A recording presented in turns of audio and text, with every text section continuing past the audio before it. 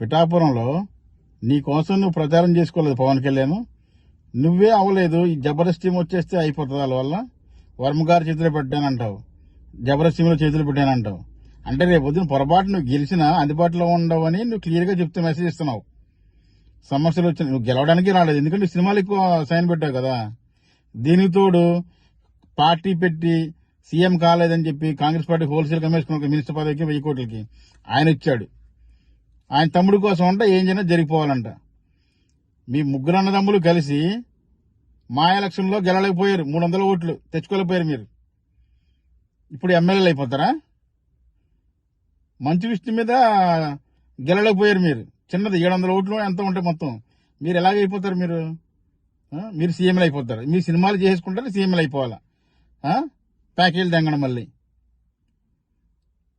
అందుకనే మే 13వ తారీఖున ఫ్యాన్ గుర్తుగా ఓటేసి అందరూ గెలిపిస్తారు. జగనన్న నమ్ముకున్నారు సంక్షేమం కోసం, అభివృద్ధి కోసం. జై జగన్. మే 13న ఫ్యాన్ గుర్తుకే మన ఓటు.